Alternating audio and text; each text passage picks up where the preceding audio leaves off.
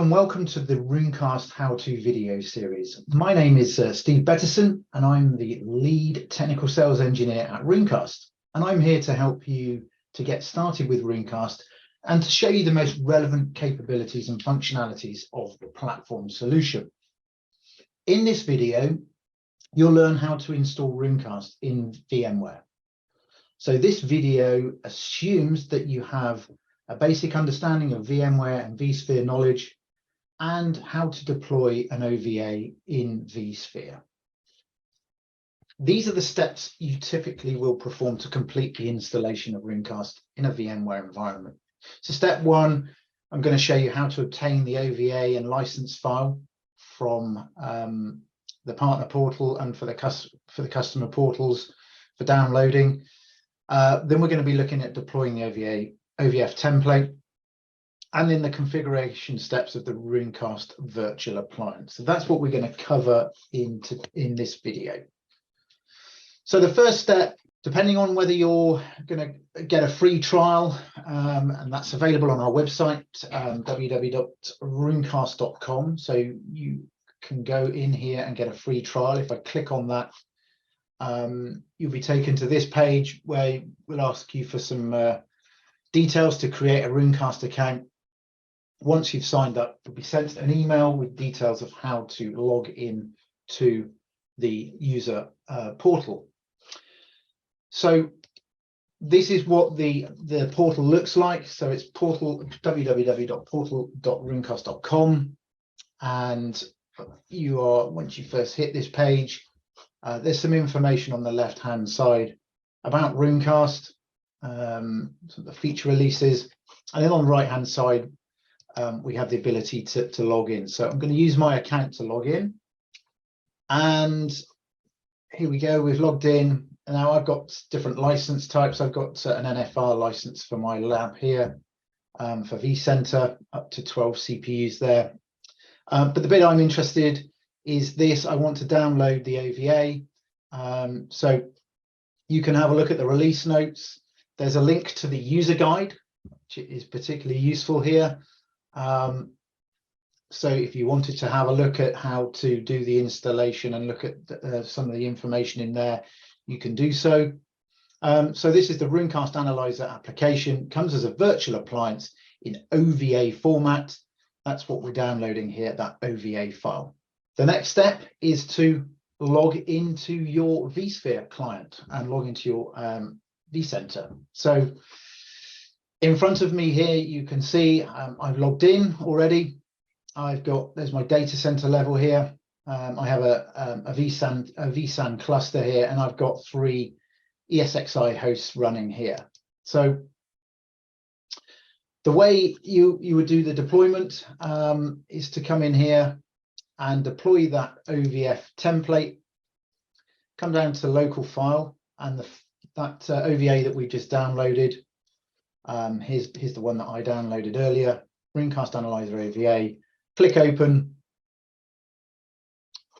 click next, and I'm ready to go. So I'm at the point where I'm ready to name my virtual machine. I can give it whatever I like. It's defaulted here to Runecast Analyzer, and select the location for the virtual machine to be deployed. Now, this is the way you would typically go and install the Runecast appliance. In my particular lab, so I'm going to click cancel here, I've got an OVF template. So if I go to my content libraries, because I'm standing this up and taking it down quite often, I have what we call an OVF and OVA template here. It's the same way of deploying, similar way of deploying, we get to the same result. So I'm going to deploy a new VM from this template.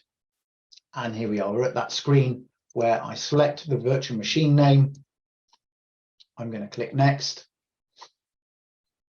I'm going to select my vSAN cluster. So I'm going to let VMware decide which host it's going to deploy on, because I have 3 hosts inside that cluster. Okay, that's finished. And then we get the page to review the details. So the OVA package and the advanced configuration here. We can review that configuration. So product, Runecast Analyzer. This is the version, the latest version, 6.5.1.1. The vendor here and all the relevant information here that makes up that OVA. So we're going to click next here. There's the full Runecast end user EULA, the end user license agreement there. So have a good read of that. Then click I accept these license agreements. We'll click next. And then you get the option for type of configuration you want. So in this example, I'm going to be doing a small deployment. So I can have my Runecast appliance can support up to 50 hosts here. And this is the resources that we need. So 2 virtual CPUs, 6 gigabytes of memory for that for this VApp. If I go up to medium, that's 150 hosts there, a little bit more virtual CPU, a bit more memory, and then a large scale deployment can support up to 1,200 hosts. Of course, a significant increase there in the virtual CPUs and the memory allocation. So we're going to select small configuration deployment. So I'm going to click next. Then we get asked to select the storage. So I'm going to select in my lab here my vSAN data store, as I have a vSAN cluster and I've got plenty of space there. So I'm going to select next. And this is where we get to the section of selecting the networks. We support VLANs. So you may have a particular VLAN in your environment that you want to, a particular network that you've configured to run your this virtual appliance in, to run the Runecast VM inside. So I'm going to leave my settings there because I know they're correct for my environment. The next step is to customize that template. So we're going to give it some networking properties. So I'm going to give this an IP address, subnet mask, default gateway, my DNS, and the Linux host name or the fully qualified domain name of the virtual machine. So in my case here, this is runecast.outer.space. Once I'm happy with that, I'm going to click next. We then get a ready to complete screen showing what we've done, the configuration. Typically that's the size on disk there, 120 gig, and I'm going to click finish.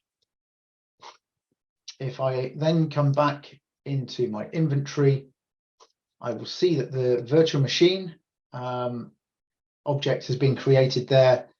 If I come down to more tasks, we should see some activity going on here around the deployment of that. So okay, that's completed. That took a couple of minutes. You can see there was some file transfers and then the deployment. So that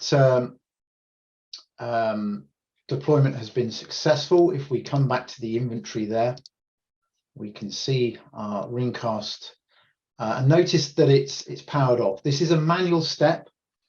Once this has been deployed out in vCenter. So the next step would be to start the appliance. So I can come up here. Sorry, I can come in here. Right click, power on, and power on the virtual appliance here.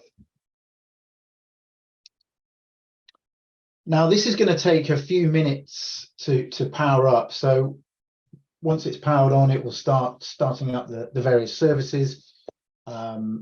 And you can see there in the background that the virtual machine appliance is powered on and it's running through its startup and various services that it starts. Now, the IP address we gave it,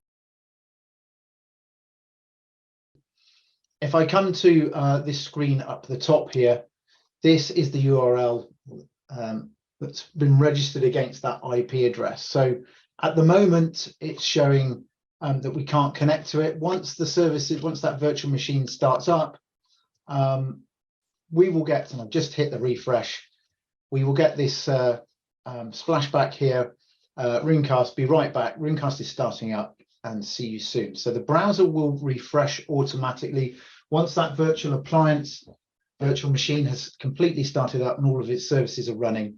We will then get to the screen where we will log into the appliance for the first time. Okay, the virtual machine, our Runecast virtual machine or virtual appliance has started up successfully, and we now have this initial login for the first time to the user interface. So the default user account at this point is RC user, and the password is Runecast with a capital R, UNECAST, exclamation mark on the end. So that's capital R, UNECAST with an exclamation mark on. And we simply click log into Runecast. We are now at the point of, so we've logged into the appliance, and we're now at the point of running through the connections and configuration steps, because we're going to cover this in a later video. So I will be right back, and we will go through on the next video how to configure the Runecast appliance, and the next video will be how to connect to vCenter. Thank you for watching this how-to video. I hope it's been useful for you. I just wanted to highlight some useful links on this slide. So please go and visit our website, where you can find lots of useful information about our solutions, the platforms we cover, partners and resources, and much, much more. You can see here direct links to some of those resources, such as the user guide and the Runecast blogs, and of course our YouTube channel, which contains all of the how-to video series and the many Runecast webinars that we've hosted. So please go and take a look at these. I'm sure you'll find them particularly useful. And finally, watch out for the new how-to video content being released. Thank you, and see you again.